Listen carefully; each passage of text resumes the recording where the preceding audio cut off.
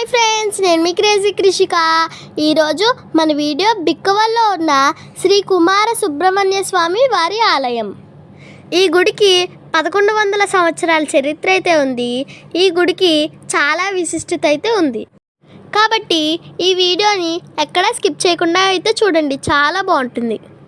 మన ఛానల్ని కనుక ఫస్ట్ టైం చూస్తున్నట్లయితే తప్పకుండా సబ్స్క్రైబ్ చేసుకోండి. ఈ గుడిలో రాత్రి ఇప్పుడైతే మనం టెంపుల్కి అయితే వెళ్తున్నాము. ఇక్కడ ఎవరో రోడ్డుకి అడ్డంగా కార్ పెట్టేశారు ఫ్రెండ్స్.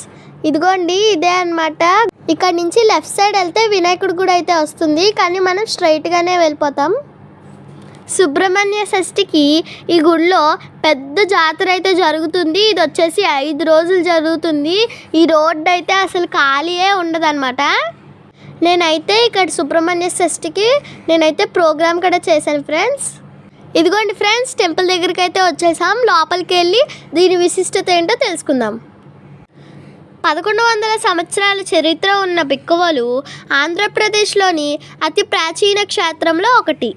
ఆలయ గోడలు మరియు గోపురాలపై ఉన్న గొప్ప శిల్పాలు ద్రావిడ నిర్మాణ శైలిని పోలి ఉన్నాయి. కాలసర్ప దోషం మరియు నాగదోషం నివారణ పూజల కోసం భక్తులు ఈ ఆలయాన్ని సందర్శించేవారు. పూర్వం ఈ ప్రాంతాన్ని బిరుద కిట్టంపురం అని పిలిచేవారు. పెద్దాపురం కోటను మరియు ఈ ఆలయాన్ని కలిపే ఒక పెద్ద సొరంగం ఉండేది. ప్రస్తుతం ఈ ప్రాంతాన్ని బిక్కవోలు అని పిలుస్తారు. చూడండి ఫ్రెండ్స్, గుడి లోపల చాలా విశాలంగా అయితే ఉంది. ఇక్కడైతే సీసీ కెమెరాలు అయితే పెట్టినట్టున్నారు. ఇదిగోండి ఫ్రెండ్స్, ఇదే ధ్వజస్తంభం. అదిగోండి ఎదురుగా నంది శివలింగం కనబడుతుంది. ఇక్కడ చూడండి, ఇక్కడ చాలా స్తంభాలు అయితే కట్టారు. ఈ గుడికి మేము సోమవారం అయితే వెళ్ళాము. మంగళవారం అయితే అసలు ఖాళీగానే ఉండదు. ఈ గుడిలో ప్రతి మంగళవారం భోజనం అయితే పెడతారు. చూడండి ఫ్రెండ్స్, గుడి మొత్తం ఒకసారి. ఇక్కడ ఏదో ఉసిరి చెట్టు ఉంది, ప్రదక్షిణ చేస్తున్నారు. ఈ పెద్ద శివాలయానికి అటువైపు ఒక పెద్ద శివాలయం, ఇటువైపు ఒక పెద్ద శివాలయం అయితే 3 ఉంటాయి. ఇదిగోండి ఫ్రెండ్స్, ఇటువైపు కూడా నంది శివలింగం తులసికోట అయితే ఉంది. ఇక్కడైతే జంట నాగులు అయితే ఉన్నాయి.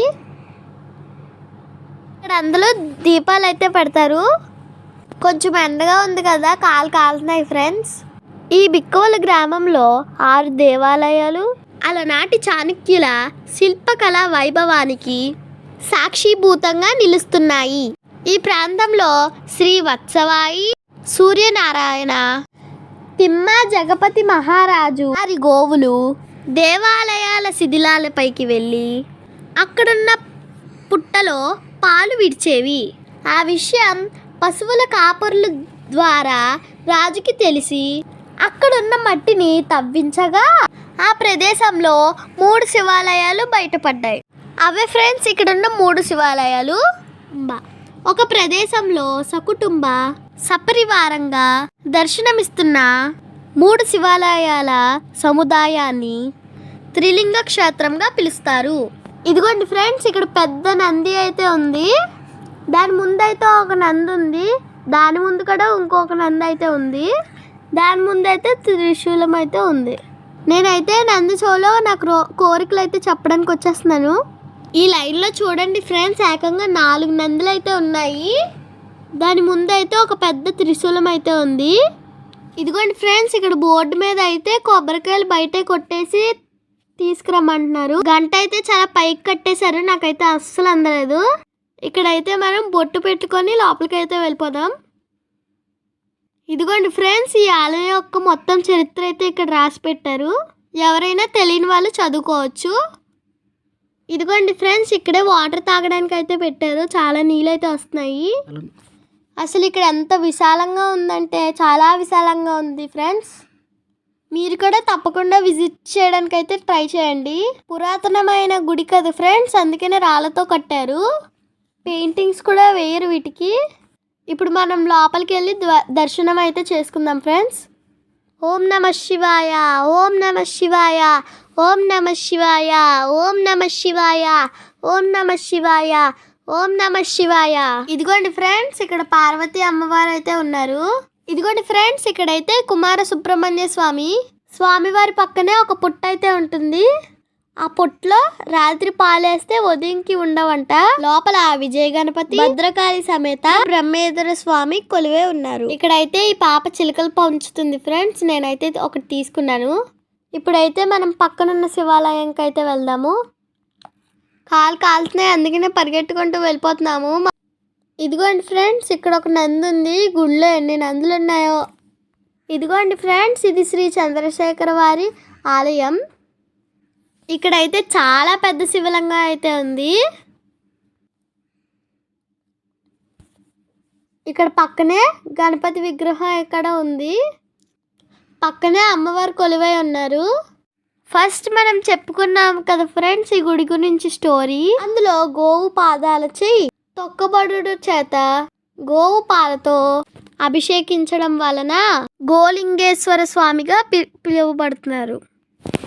ఇదిగోండి ఫ్రెండ్స్, ఈ గుడిలో చాలా పెద్ద పెద్ద టార్టాయిస్లు అయితే ఉన్నాయి. నేనైతే మీకు 2 చూపిస్తున్నాను. ఇంకోటి మెయిన్ ఎంట్రన్స్ దగ్గర అయితే ఉంది, ద్వారం దగ్గర.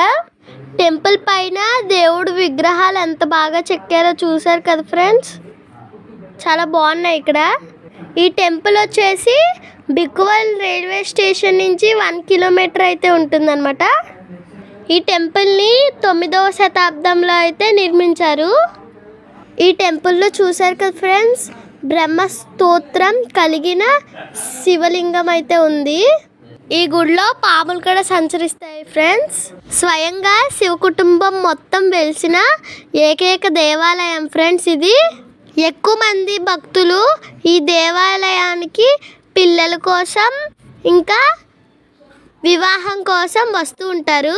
మీకు తెలిసిన వాళ్ళకి ఈ ఇన్ఫర్మేషన్ కూడా చెప్పండి ఫ్రెండ్స్. మీరు నా వీడియోని చూస్తున్నారు కానీ ఫ్రెండ్స్, మీరు అయితే లైక్ చేయట్లేదు. మీరు లైక్ చేయడం వల్ల ఈ వీడియో ఎంతో మందికి అయితే వెళ్తుంది. సో మీకు కనుక ఈ వీడియో నచ్చినట్లయితే ప్లీజ్ లైక్ చేయండి, షేర్ చేయండి, కామెంట్ చేయండి. అంతేకాకుండా సబ్స్క్రైబ్ చేయడం అస్సలు మర్చిపోకండి. నేను మీ crazy Krishika. Thank you for watching. Bye bye.